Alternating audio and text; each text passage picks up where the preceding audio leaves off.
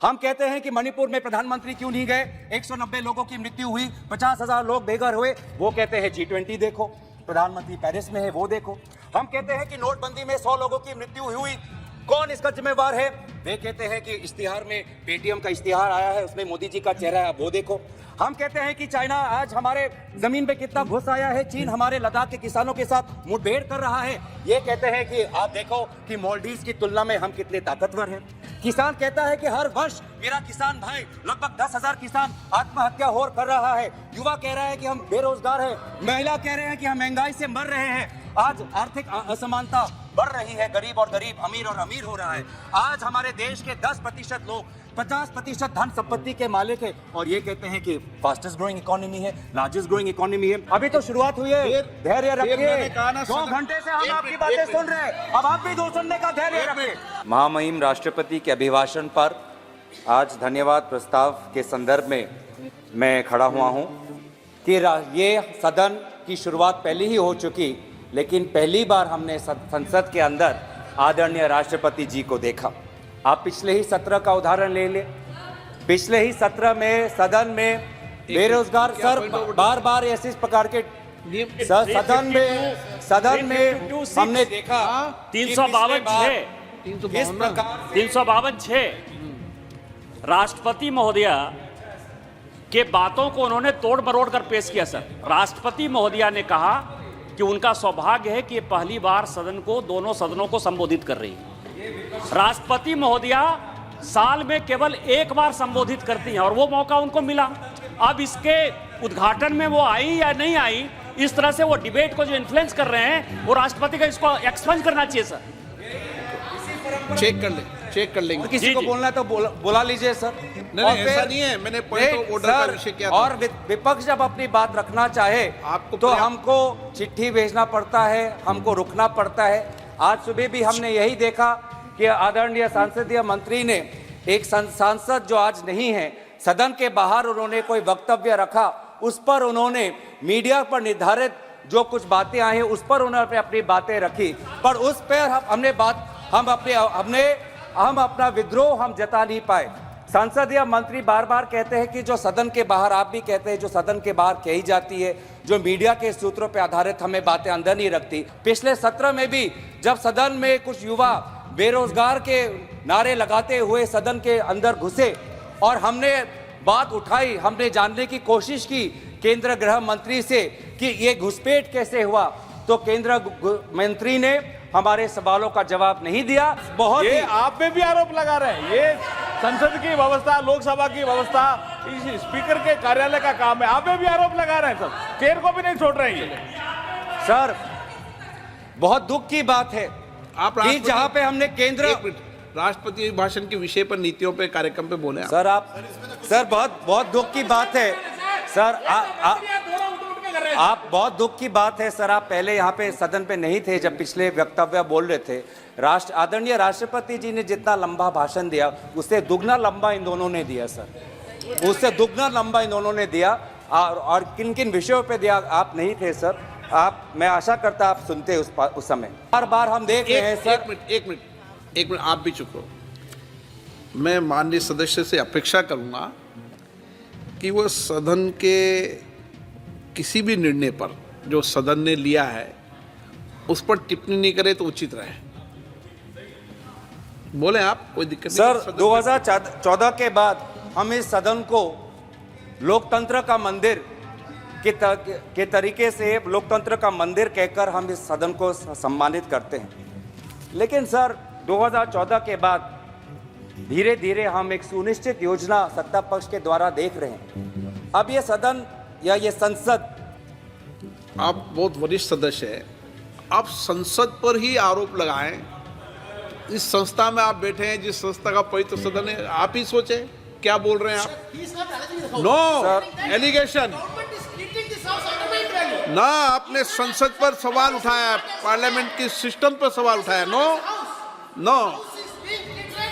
Sir मैं अपनी बात रखूं। हाँ। मैं सदन की मर्यादा और भारत की संसदीय की इतिहास की मर्यादा की संरक्षण में बोल रहा हूं। बात कर रहा हूं सत्ता पक्ष की सुनिश्चित योजना, क्योंकि जब भी यहाँ पे तो सारे सांसद खड़े होकर ताली बजाते हैं, उनका जयकार होता है। जो जिस जिस जिस जिम्मेवारी से हम आते हैं, जिस जिम्मेवारी से हम आते हैं सर, वो जिम्मेवारी को हम भूल जाते हैं। कुछ क्षण बैठते हैं और फिर वो चले जाते हैं, विदाई देते हैं और एक भी सवाल का उत्तर नहीं देते। सर, इससे पहले भी सदन में और इस संसद में बहुत से प्रधानमंत्री राष्ट्रपति के अभिभाषण में बोले ना, माननीय आदरणीय अध्यक्ष महोदय, राष्ट्रपति के अभिभाषण में बोले। इस संसद की बात कर रहे हैं। आज संसद में बोले, इस संसद के इतिहास की बात कर रहे हैं सर। इस संसद के इतिहास में बहुत से प्रधानमंत्री आए हैं। सभी प्रधानमंत्री ने अपने अपने कर्तव्यों का पालन करते हुए प्रश्नों का उत्तर दिया, लेकिन हमने शायद पहली बार हमने एक महाराज को देखा जिसने 5 साल में किसी भी विभाग का प्रश्न का उत्तर नहीं दिया। गलत सर, ये ख्वाहिश हो सकती है सर, ये उनकी व्यक्तिगत ख्वाहिश हो सकती है कि भारत की लोकतंत्र को राजतंत्र में परिवर्तित कर दे। ये उनकी व्यक्तिगत ख्वाहिश हो सकती है, लेकिन उनकी व्यक्तिगत ख्वाहिश में विपक्ष अटकलें डालेगा। आज हम सदन में हम देखें सर, रिकॉर्ड पे देखें, आज इसी सदन में हमने देखा कि पिछले सत्र में जब विपक्षी सांसदों को निलंबित किया गया था तो 14 बिल 3 दिन में पारित हुए। अभी तो शुरुआत हुई है, धैर्य रखिए। 2 घंटे से हम आपकी बातें सुन रहे हैं, अब आप भी दो सुनने का धैर्य रखिए। 2 घंटे से हम सब बैठे हुए हैं, अब हमारी बारी है और सुनने का धैर्य रखिए। 2 घंटे से हम सुन रहे हैं, अब अगर आप सुना रहे प्लीज बोलना की शक्ति है। माननीय सदस्य प्लीज, आप नीतियों पर, कार्यक्रम पर कितनी भी तीखी आलोचना करो, लेकिन सदन के निर्णय पर मैंने पहले भी कहा था, आप सब वरिष्ठ लोग बैठे हैं, सदन के निर्णयों पर उंगली नहीं उठाएं। ना सदन के निर्णय पर उंगली नहीं उठा सकते आप, नो उठा सकते हैं। अभी तक सर आप बताइए। 78 सर, रूल 378 समय पूरा दीजिएगा सर। 378 समय पूरा दीजिएगा सर। कि स्पीकर के जो डिसीजन है, इस हाउस के जो डिसीजन है, सर इसके ऊपर कोई भी चर्चा नहीं हो सकती है, कोई भी आरोप नहीं लग सकता। 378 यही कह रहा है सर, और 378 के हिसाब से सारा एक्सपेंस करिए सर। भाजपा के दूसरे वक्ता ने देश के भूतपूर्व प्रधानमंत्री पे आरोप लगाया और कुछ नहीं हुआ, कोई नहीं रोका गया। महिलाओं पर आपत्तिजनक बातें की गई, कोई जब रोका नहीं गया। तो सर, मैं बस तथ्य आपके सामने रख रहा हूं, मैं तथ्य आपके सामने रख रहा हूं कि इस 17वीं लोकसभा में राष्ट्रपति जी के अभिभाषण बोल रहे हैं, संसद में बोल रहे हैं। अध्यक्ष महोदय, मैं आप धन्यवाद। लोकसभा में ये जो सुनिश्चित योजना है और लोकतंत्र को खत्म करके भ्रम बहुत जरूरी है लोगों को भ्रमित करने में, और सर इसमें तो ये माहिर है। ये सरकार तो सर इवेंट मैनेजमेंट में डॉक्टरेट है, और लोग कहते हैं इवेंट मैनेजमेंट, मैं कहता हूं अटेंशन मैनेजमेंट। ये अटेंशन मैनेजमेंट में ये इन्होंने पीएचडी की है कि कैसे लोगों का ध्यान भटकाया जाए। हम कहते हैं कि मणिपुर में प्रधानमंत्री क्यों नहीं गए, 190 लोगों की मृत्यु हुई, 50,000 लोग बेघर हुए, वो कहते हैं G20 देखो, प्रधानमंत्री पेरिस में है वो देखो। हम कहते हैं कि नोटबंदी में 100 लोगों की मृत्यु हुई, कौन इसका जिम्मेवार है, वे कहते हैं कि इश्तिहार में पेटीएम का इश्तिहार आया है, उसमें मोदी जी का चेहरा है, आप वो देखो। हम कहते हैं कि चाइना आज हमारे जमीन पे कितना घुस आया है, चीन हमारे लद्दाख के किसानों के साथ मुठभेड़ कर रहा है, ये कहते हैं कि आप देखो कि मालदीव की तुलना में हम कितने ताकतवर हैं। किसान कहता है कि हर वर्ष मेरा किसान भाई लगभग 10,000 किसान आत्महत्या कर रहा है। युवा कह रहा है कि हम बेरोजगार हैं, महिला कह रहे हैं कि हम महंगाई से मर रहे हैं। आज आर्थिक असमानता बढ़ रही है, गरीब और गरीब, अमीर और अमीर हो रहा है। आज हमारे देश के 10% लोग 50% धन संपत्ति के मालिक है, और ये कहते हैं कि फास्टेस्ट ग्रोइंग इकोनॉमी है, लार्जेस्ट ग्रोइंग इकोनॉमी है।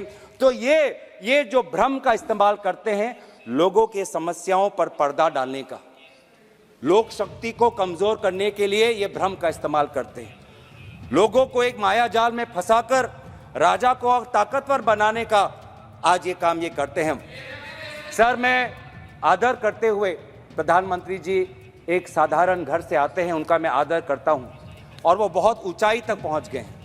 लेकिन दुख की बात यह है सर कि आज उन्होंने अपना सिंहासन इतनी ऊंचाई पर बना दिया है कि ज़मीन पर लोगों की समस्या आज उनके कानों तक पहुंचती नहीं है। बेरोजगार युवाओं के जो आंसू है उनको दिखाई देती नहीं। वो इतनी ऊंचाई पर है सर कि आज जब युवा कहता है कि मैं शिक्षित हूं, लेकिन 25 वर्ष के आयु से कम जो ग्रेजुएट है उसमें से लगभग 42.3% ग्रेजुएट बेरोजगार है, ये उनके ऊंचाई तक का उनके कानों पर नहीं पहुंचती। नौकरी की तलाश में सर आज हमारा युवा आज अवैध रूप धारण करके आज अमेरिका जा रहा है सर। हमने कुछ ही दिन पहले देखा कि कैसे 303 लोगों ने प्लेन चार्टर करके निकारागुआ तक गए, क्योंकि वो चाहते थे कि वो अमेरिका में जाए, कि वो रोजगार के तलाश में, नौकरी के तलाश में। आज ये है, हमने ये कुछ दिन पहले डुंकी एक पिक्चर आई, डुंकी सिर्फ पिक्चर नहीं है सर, डुंकी आज सच्चाई है। पिछले 5 वर्ष में सरकार ने खुद कबूल किया है कि अमेरिका में अवैध रूप से भारतीय नागरिकों का जाना पिछले 5 वर्ष में बढ़ चुका है। लगभग 2022-23 में लगभग 90,000 भारतीय लोगों ने अवैध तरीके से अमेरिका में घुसने की कोशिश की, कभी कनाडा के बॉर्डर पे, कभी मेक्सिको के बॉर्डर पे। वो कितने मजबूर होते हैं सर कि अपने परिवार को छोड़कर, अपने घर को छोड़कर वो कभी रोजगार के तलाश में कभी यूएई जाते हैं, कभी कनाडा जाते हैं, कभी अमेरिका जाते हैं। आज ये है आर्थिक स्थिति, आज इतनी ऊंची सिंहासन पर बैठे हैं, आज ये उनको दिखती नहीं है सर। कितनी गरीब की, बहुत दुख की बात है कि मानव तस्करी आज कितनी बड़ी समस्या हो गई है। आदिवासी गांवों में, उत्तर पूर्वांचल के गांवों में आज गरीब परिवारों का फायदा उठाकर मानव तस्करी करने वाले लोग जाते हैं और कहते हैं कि आप बेटी हमारे बेटी का हमें दायित्व दो, अपने घर के महिलाओं का दायित्व हमें दो। और मानव तस्करी के ये लोग आज उन बेटी पे शोषण करते हैं, आज उन महिलाओं पे शोषण करते हैं। Human trafficking has become a major problem. और ये ह्यूमन ट्रैफिकिंग क्यों है? क्योंकि लोग आज गरीब हैं, लोग आज बेसहाय हैं, और ये है वास्तविक स्थिति। आज सर हमारे सेना का जवान पूछ रहा है कि 4 साल बाद मेरा क्या होगा? अग्निवीर की योजना किसने बनाई? मैं कहां जाऊंगा? अग्निवीर की योजना तो सेना के अंदर से ये नीति नहीं आई। कौन है वो बाहर का विशेषज्ञ जिसने अग्निवीर की योजना बनाई? मेडिकल का छात्र आज ये बार बार ये कहते हैं कि हमने बाहर से, हमने छात्राओं को हमने बचाया, लेकिन बाहर जाने की अवसर क्यों पड़ी? मेडिकल कॉलेज की ये बात करते हैं, लेकिन क्या आपको पता है सर कि आज अगर देश के अंदर एक मेडिकल के छात्रों को अगर पढ़ना है तो करोड़ों रुपए उसको फीस देना पड़ता है। करोड़ रुपए नहीं है उसके पास, इसलिए वो आज फिलीपींस जाता है, कजाकिस्तान जाता है, यूक्रेन जाता है, रशिया जाता है, चीन जाता है, क्योंकि वहां पर वही जो करोड़ों रुपए यहाँ पे जो देने पड़ते हैं मेडिकल कॉलेज में, वो वहां पे लाखों रुपए देकर वो आपका MBBS डिग्री लेके आता है। यह है वास्तविक स्थिति। महिलाएं आज पूछती है कि जब भी भारत की बेटी अन्याय के खिलाफ लड़ती है तो वो क्यों अकेली लड़ती है? क्यों बिल्किस बानो अकेली लड़ती है? क्यों बिल्किस बानो के संदर्भ में एक विशेष राज्य सरकार उनके बलात्कारियों का पक्ष लेती है? महिला खिलाड़ी पूछती है कि मैं लड़ सकती हूं, मैं लड़की हूं, लेकिन मेरे साथ तो कोई रहे, क्यों मैं अकेली पड़ गई हूं? कहां है वो व्यक्ति जो आज जब मैं पदक जीतती हूं तो मेरा स्वागत करते हैं, लेकिन आज मैं दिल्ली के सड़कों में मैं धरना दे रही हूं, पर आज मैं अकेली हूं? क्यों आज बेटी अन्याय के खिलाफ अकेली है? किसान पूछ रहा है कि आज हर किसान पर लगभग 70,000 का कर्ज उन पे है। MSP को उनका कानूनी सुरक्षा नहीं मिली। प्याज का किसान आज देख रहा है कि उसको जो उचित मूल्य मिल रहा है चाहिए वो नहीं मिल रहा। किसान बोल रहा है, न्याय की मांग कर रहा है। आप लाभार्थी की बात करते हो सर, आज तो भ्रष्टाचार ऐसे हो चुका है कि लाभार्थी टैक्स एक नया शुरू हो गया है। एक लाभार्थी टैक्स, अगर आवास योजना का घर चाहिए तो पहले लाभार्थी टैक्स दो। अगर PM किसान में अपना नाम अगर शामिल करना है तो लाभार्थी टैक्स दो। अगर उज्ज्वला में सिलेंडर कनेक्शन चाहिए तो लाभार्थी टैक्स दो। ये है वास्तविक स्थिति, लेकिन इस स्थिति को लेकर कोई बात नहीं करते, कोई यहाँ पे इन्वेस्टिगेशन नहीं। क्यों पहले PM किसान संपदा में 11 करोड़ लोगों को PM किसान मिलता था, वो 11 करोड़ से 3 करोड़ क्यों आया? क्यों घटाव हुआ? क्या कितने सारे फर्जी वहां पे लाभार्थी थे? क्या उस पर कोई इन्वेस्टिगेशन हुआ? कोई इन्वेस्टिगेशन नहीं। सारे चीजें भूल जाते हैं और कहते हैं कि भ्रष्टाचार गायब हो गया। सबसे ज्यादा भ्रष्टाचार आपके लाभार्थियों के वितरण में हो रहा है। आज सर मैं खुश हूं कि जनता जागरूक हुई और विपक्ष आज जनता के इस जागरण को स्वागत करती है। आजादी की लड़ाई भी एक जन आंदोलन था और आज भी अगर राजतंत्र से आजादी पानी है तो विपक्ष देश के जनता के साथ चट्टान की तरह खड़ा है। विपक्ष को कमजोर करना चाहता है, इनकम टैक्स के अफसर भेजते हैं, ईडी का अफसर हमारे पास आता है, सीबीआई हम पर आता है। मैं यही कहना चाहता हूं, हम डरने वाले नहीं हैं, हम डरने वाले नहीं हैं। आप चाहे जितनी भी सरकार गिरा लो, आप चाहे जितनी भी सरकार परिवर्तन कर लो, बिहार में अगर सरकार बनानी है तो रातों रात मुख्यमंत्री का इस्तीफा और रातों रात उनका शपथ ग्रहण होता है। लेकिन झारखंड में हमारा पास बल है, झारखंड के पास हमारे ताकत है, लेकिन हमको 10 दिन का हमको इंतजार करना पड़ता है। मतलब बिहार के लिए नियम अलग और झारखंड के लिए नियम अलग, इस प्रकार की बातें आज हम कर रहे हैं। सर अगर इनके खिलाफ हम लड़े, अगर इनके खिलाफ हम लड़े तो हमें जेल भेजा जाता है। अगर इनके साथ हम लड़े तो हम पे शारदा का टैक्स लगता है। ये है सर वॉशिंग मशीन। हम डरेंगे नहीं, हम अपना फर्ज निभाते रहेंगे। हम भारत को जोड़ेंगे, हम नफरत की बाजार में मोहब्बत की दुकान खोलेंगे, हम न्याय की लड़ाई लड़ेंगे, पिछले वर्ग और अन्य पिछड़ा वर्ग के लिए जातिगत जनगणना की लड़ाई हम लड़ेंगे। हम अनुसूचित जाति जनजाति जिनके लिए आज केंद्र विश्वविद्यालयों में, केंद्र सरकारों में लगभग हजारों के तादाद पे पद खाली हैं, आज उन केंद्र विश्वविद्यालयों में, उन केंद्र सरकारों में अनुसूचित जाति जनजाति का स्थान हो, उनको अपना हिस्सा मिले, हिस्सेदारी की लड़ाई हम लड़ेंगे। हम लड़ेंगे उन युवाओं के लिए, वो लगभग 1-1.5 लाख युवा जिन्होंने सेना के भर्ती के लिए पूरी परीक्षा पार कर ली, लेकिन आज भी वो सेना में भर्ती नहीं हुए। हम उनके मुआवजे के लिए हम लड़ाई लड़ेंगे। हम लड़ाई लड़ेंगे जम्मू कश्मीर के लिए, ताकि उनको पूर्ण राज्य का दर्जा दोबारा मिले और निर्वाचन दोबारा हो, लोकतंत्र की स्थापना वहां पे हो। हम लड़ेंगे आंध्र प्रदेश के लिए। For Andhra Pradesh, we gave a special category status. We promised them, and today again repeatedly, the Prime Minister has been betraying the people of Andhra Pradesh and denying them the rightful special status. We, the Congress Party, want special status for Andhra Pradesh. हम लड़ेंगे असम के वो 6 समुदाय के लिए, जाहुम, मोरान, मोटा, कुछ, राजबंशी, सूतिया, आदिवासी जो हैं, जो जनजाति की मांग कर रहे हैं, हम उनके साथ हम रहेंगे। हम लड़ेंगे महिलाओं के लिए जो महंगाई से राहत चाहते हैं। हम भारत के संविधान के लिए लड़ेंगे। इस भारत के संविधान में सर लिखा है हम, इसमें मैं नहीं लिखा है, इसमें कोई एक व्यक्ति की दिव्य शक्ति नहीं लिखी है, इसमें भारत की लोक शक्ति का उदाहरण है। इसमें लिखा है कि हम भारत के लोग भारत को एक संपूर्ण प्रभुत्व संपन्न समाजवादी पंथ निरपेक्ष लोकतंत्रात्मक गणराज्य बनाने के लिए तथा उसके समस्त नागरिकों को न्याय, स्वतंत्रता, समता और बंधुता में बढ़ाने के लिए हम प्रयत्न करेंगे। ये है इस संविधान के प्रति, क्योंकि देश सर किसी व्यक्ति के दिव्य शक्ति से नहीं, देश संविधान से बनता है, देश आम नागरिकों से बनता है, देशवासियों से देश बनता है। तो सर हम लड़ेंगे इस भारत के संविधान के लिए, हम लड़ेंगे वसुधैव कुटुंबकम की संस्कृति के लिए, हम लड़ेंगे गंगा जमुना के तहजीब के लिए। सर बहुत दुख होता है सर, आज आपके पहले भी सरकारें थी, आपके बाद भी सरकारें आई, लेकिन सर शायद हमने पहली बार ऐसा देखा है कि भारतीय होने का गर्व सत्ता पक्ष सिर्फ सत्ता के मापदंड से देखती है।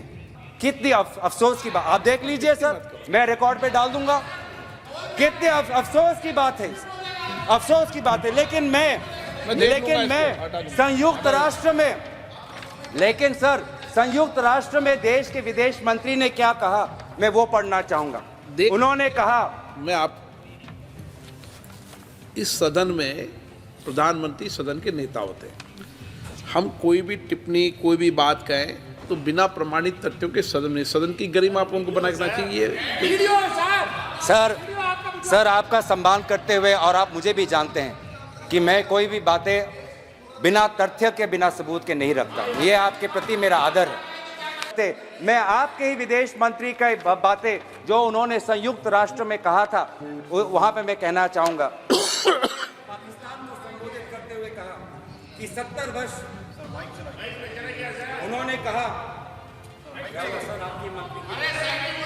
कहा पाकिस्तान को संबोधित करते हुए कि 70 वर्ष के दौरान भारत में बहुत सारे राजनीतिक दलों की सरकारें बनी, लेकिन सभी ने विकास की गति को जारी रखा। हमने विश्व प्रसिद्ध इंडियन इंस्टीट्यूट ऑफ टेक्नोलॉजी बनाए, इंडियन इंस्टीट्यूट ऑफ मैनेजमेंट बनाए और all India institute of medical science जैसे बड़े अस्पताल बनाए। लेकिन आपने क्या बनाया? हमने स्कॉलर्स पैदा किए, इंजीनियर्स पैदा किए, डॉक्टर्स पैदा किए। आपने क्या पैदा किया? ये जो 70 वर्ष का जो विवरण किया है, ये आदरणीय सुषमा स्वराज जी ने विदेश मंत्री के पद पर रहते हुए भारत की गरिमा को उन्होंने सुरक्षित रखा। और कितनी अफसोस की बात है कि आप 2014 से पहले भारत के प्रति आप कोई गर्व नहीं महसूस करते। सर, हम भारत के होने का हम गर्व महसूस करते हैं। 2014 के पहले भी, आज भी जब हमारे पास सत्ता नहीं, आज भी हम भारतीय होने का हम गर्व महसूस करते हैं और हमेशा हम करते रहेंगे। लेकिन सर, मैं अंत में ज्यादा समय ना लेते हुए बंकिम चंद्र चटर्जी के वंदे मातरम की कुछ पंक्तियां कहकर अपनी वाणी को मैं विराम देना चाहूंगा। त्वम ही दुर्गा दश प्रहरण धारिणी, कमला कमल दल विहारिणी, वाणी विद्यादायिनी, नमामि त्वाम नमामि, कमलाम अमलाम अतुलाम, सुजलाम सुफलाम मातरम, वंदे मातरम। भारत कब विकसित होगा? ये कोई अंतर्राष्ट्रीय संस्था या कोई विशेष व्यक्ति नहीं। भारत तब विकसित होगा जब हम संविधान के अनुसार सामाजिक, आर्थिक और राजनीतिक न्याय सबको मिलेगा। भारत तब विकसित होगा जब विचार, अभिव्यक्ति, विश्वास, धर्म और उपासना की स्वतंत्रता सबको मिलेगी। भारत तब विकसित होगा जब प्रतिष्ठा और अवसर की समता सबको मिलेगी। तब जाके जब भारत का हर नागरिक ऐसा महसूस करेगा, तब जाके हम भारत के प्रति हम न्याय करेंगे। और अंत में हम यही कहना चाहेंगे कि हम अपने लड़ाई, भारत की लड़ाई, भारत जोड़ने की लड़ाई, भारत के नागरिकों के आम न्याय की लड़ाई हम लड़ते रहेंगे, हम डरेंगे नहीं। इन्हीं शब्दों के साथ मैं महामहिम राष्ट्रपति के अभिभाषण पर धन्यवाद प्रस्ताव में अपनी बातों को समाप्त करता हूं। धन्यवाद। जय हिंद। वंदे मातरम। टी आर बालू जी।